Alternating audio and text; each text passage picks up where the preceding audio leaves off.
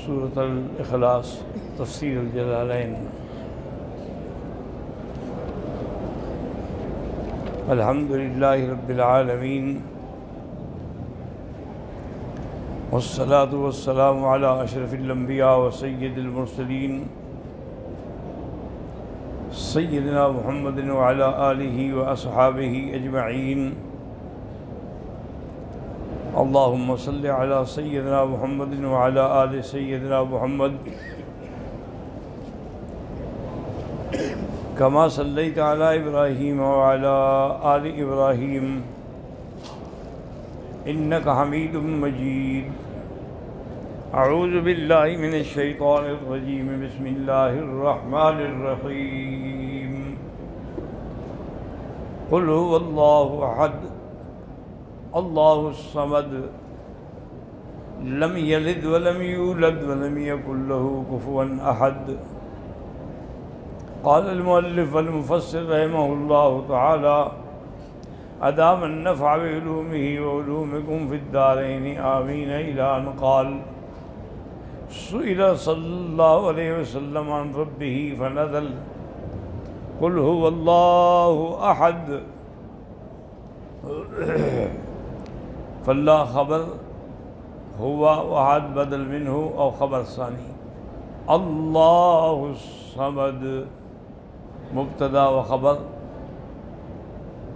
المقصود فی الحوائج الدوام، لم یلد لانتفاء مجانستہ ولم یولد لانتفاء الحدوث عنہ ولم یکن له کفوا احد، ای مقافئا و مماثلا له متعلق بکفوا وقدم علیہ لأنه محط القصد بالنفی، وأخر أحد وهو اسم يكن عن خبرها رعاية للفاصلة۔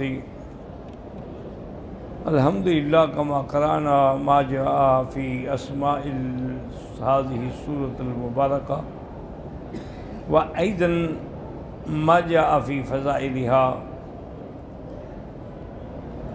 لأن النبي صلى الله عليه وسلم سئل السائل له قریش او احبار اليہود او النصارى والمشركون، انہم سألوا ما صفة ربك هل هو من نحاس كما هم يصنعون آلهتهم من نحاس من ذهب من فضة من تراب، فبذلك انہم سألوا حسب عقولهم کہ ما صفت ربک هل هو من نحاس او من ذهب او زبرجد او کیف ہوا، فنزل هذه السورة المباركة ردا عليهم۔ وأيضا جاء قل هو الله أحد، أحد دلالة على مجمع صفات الکمال صفات الجلال، لفظ اللہ على جميع صفات الکمال، اذ الواحد الحقیقی هو اللہ تبارک وتعالی، ليس قبله شيء وليس بعده شيء، وكما جاء في كثير من الآيات إلهكم إله واحد، وأيضا جاء قل هو الله أحد الله الصمد۔ الصمد معنى قال العلماء رحمهم الله تعالى الصمد من الصمود،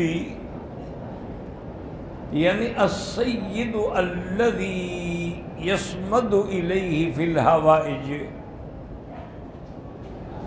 ای یقصد۔ وقال بعضهم کہ الصمد الذي يحتاج إليه الخلق وهو لا يحتاج إلى شيء، وقال بعض العلماء رحمهم الله تعالى الصمد المقصود في الحوائج، وأيضا قال بعضهم الصمد بمعنى الدائم الباقي. وذهب بعض العلماء رحمهم الله تعالى الصمد مبتدا وخبر، يعني المقصود في الحوائج على الدوام. جميع المخلوق محتاجون إليه في جميع أوقاتهم. الآن فيها سؤال من بعض العلماء رحمهم الله تعالى کہ جاء هنا أحد في الإثبات، ولكن مشهور کہ أنه يستعمل بعد النفي. قال مشهور عند علماء القواعد کہ أنه يستعمل بعد النفي، كما أن الواحد لا يستعمل إلا بعد الإثبات، كما يقال في الدار واحد، أو يقال وما في الدار أحد. أما جاء في آيات كثيرة كما جاء إلهكم إله واحد، وكما جاء لمن الملك اليوم لله الواحد القهار، وأيضا كما جاء ولا تصل على أحد منهم مات أبدا، وأيضا كما جاء لا نفرق بين أحد من رسله. فبذلك قال ابن عباس رضي الله تعالى عنهما لا فرق بينهما في المعنى. ويؤيده قول الله تبارك وتعالى في سورة الكهف فابعثوا أحدكم بورقكم. فبذلك قالوا مشهور هذا کہ انها استعمال في النفي والآخر في الإثبات، لیکن قال ابن عباس لا فرق في المعنى واحد. اللہ الصمد مبتدا خبر، ہاں ہونا صمد على وزن فعل لیکن بمعنى مفعول، وهو الموصوف به على الإطلاق، كل ما أداه محتاج إليه في جميع حالاته، وتعريفه لعلمهم بصمديته، وتقرير لفظ الله جاء قل هو الله أحد الله الصمد جاء مقرر، تقرير لفظ اللہ للاشعار بأن من لم يتصف به لم يستحق الالوهیت.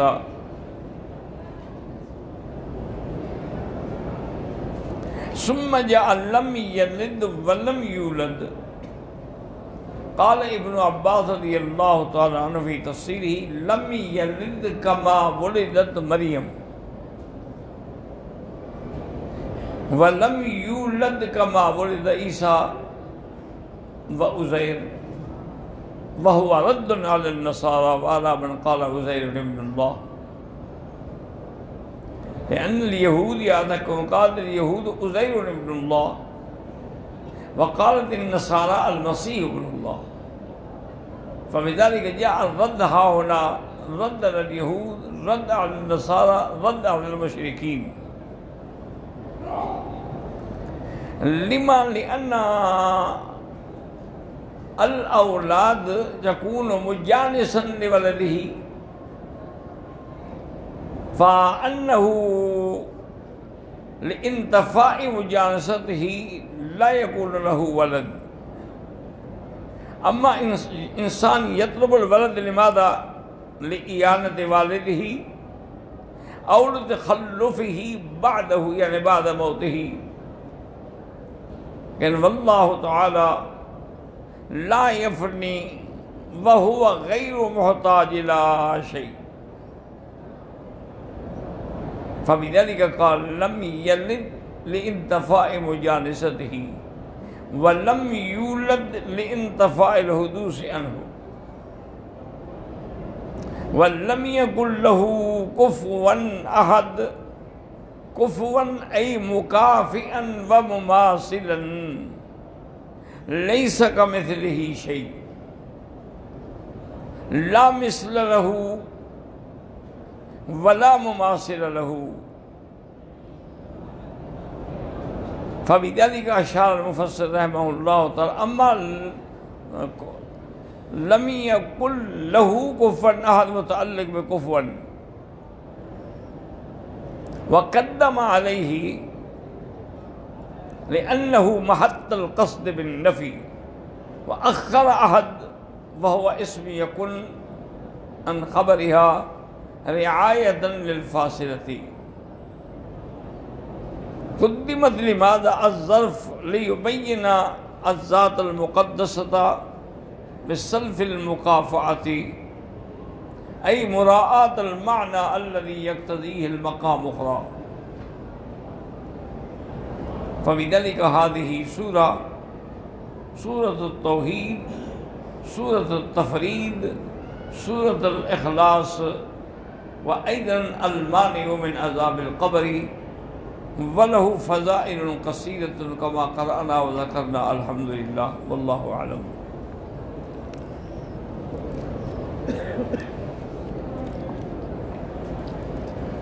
اللهم صل على سيدنا محمد وعلى آل سيدنا محمد كما صليت على إبراهيم وعلى آل إبراهيم في العالمين إنك حميد مجيد. قال المؤلف والمحدث أبي عيسى محمد بن عيسى بن صوت الترمذي رحمه الله تعالى في كتابه الجامع کتاب فضائل القرآن عن رسول اللہ صلی اللہ علیہ وسلم،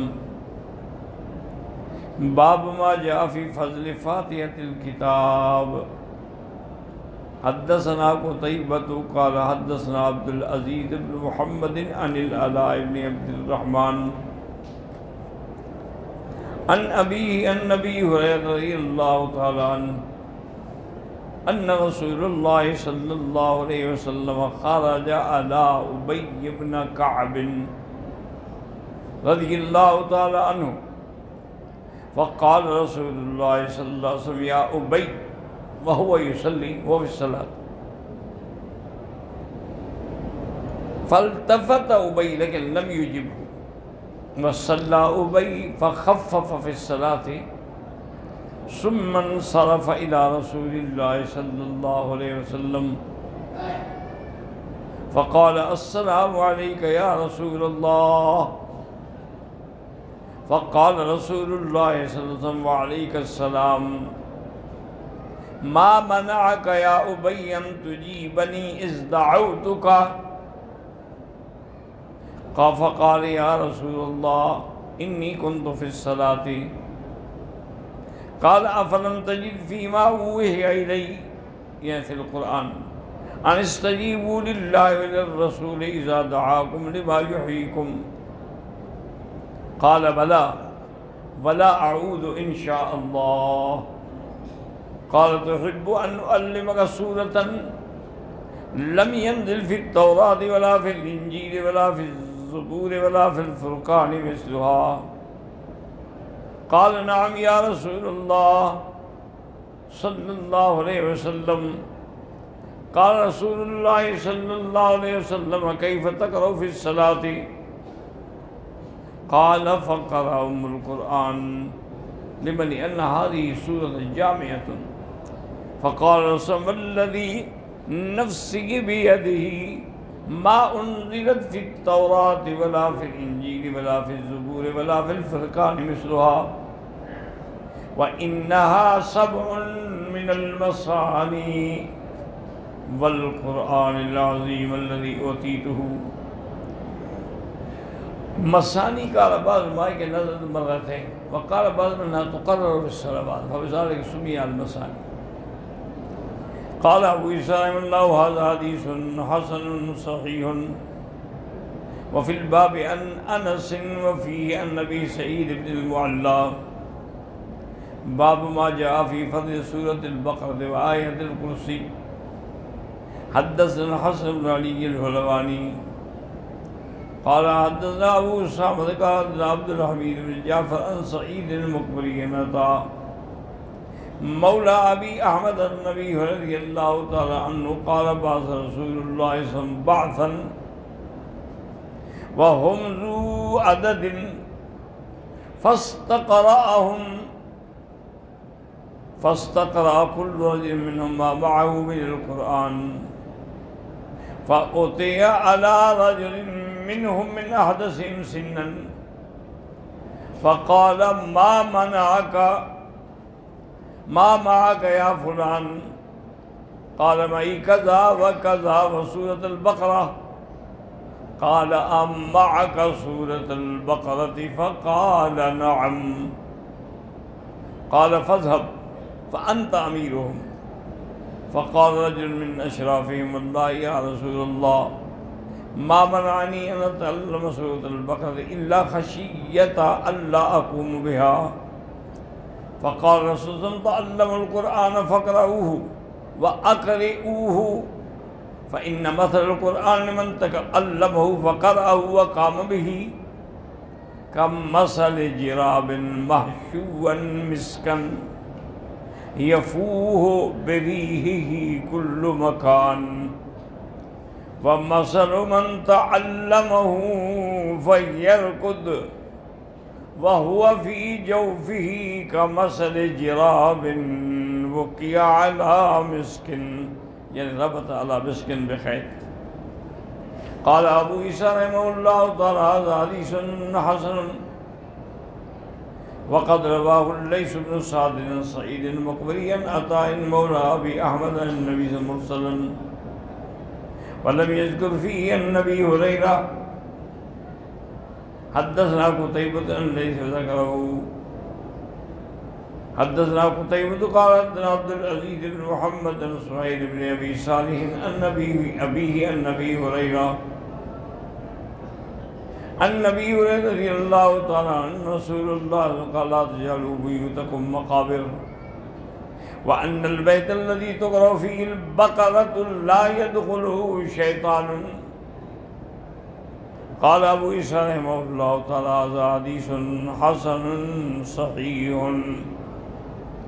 حدثنا محمود بن غيلان قال حدثنا حسين الجعفي عن زائدة عن حكيم بن جبير عن نبي صالح عن نبي هريرة رضي الله تعالى عنه قال قال رسول الله لكل شيء سنام لأن سنام مرتفع وإن سنام القرآن سورة البقرة وفيها آية هي سيدة آي القرآن هي آية الكرسي. قال أبو عيسى هذا حديث غريب لا نعرف إلا من حديث حكيم بن جبير وقد تكلم شعبة في حكيم بن جبير وضعفه. حدثنا يحيى بن المغيرة أبو سلمة المخزومي المدني حدثنا ابن أبي فديك عن عبد الرحمن بن بكر المليكي عن زرارة بن مصعب عن نبي سلمة عن النبي رضي الله تعالى عنه قال قال رسول الله صلى الله عليه وسلم من قرأها ميم المؤمن إليه المصير وآية الكرسي حين يصبح حفظ بها حتى يمسي ومن قرأهما حين يمسي حفظ بها حتى يصبح. قال أبو عيسى رحمه الله تعالى هذا حديث غريب. وقد تكلم بعض أهل العلم في عبد الرحمن بن أبي بكر بن أبي مليكة المليكي من قبل حفظه وزرارة بن مصعب هو ابن عبد الرحمن بن عوف وهو جد أبي مصعب المدني والله أعلم. ربنا تقبل منا إنك أنت السميع العليم وتب علينا إنك أنت التواب الرحيم. لا إله إلا الله العليم الكريم سبحان رب العرش العظيم الحمد لله رب العالمين. لا إله إلا الله والملك الحق المبين. لا إله إلا أنت سبحانك إنا كنا من الظالمين. اللهم إنك عفو كريم عظيم تحب العفو فاعف عنا. اللهم إنا نسألك العفو والعافية والمعافاة الدائمة في الدين والدنيا والآخرة. اللهم إنا نسألك العفو والعافية ودوام العافية وتمام العافية والشكر على العافية. اللهم متعنا بأسمائنا وأبصارنا واشرح صدورنا. أحينا بقواتنا ما أبقيتنا واجعله الوارث منا واجعل ثأرنا على من ظلمنا وانصرنا على من عادانا. اللهم اقضِ حاجاتنا يا قاضي الحاجات يا سميع الدعاء يا مستجيب الدعوات. ربنا آتنا في الدنيا حسنة وفي الآخرة حسنة وقنا عذاب النار. سبحان ربك رب العزة عما يصفون وسلام على المرسلين والحمد لله رب العالمين. وصلى الله تعالى على خير خلقه سيدنا محمد وعلى آله وصحبه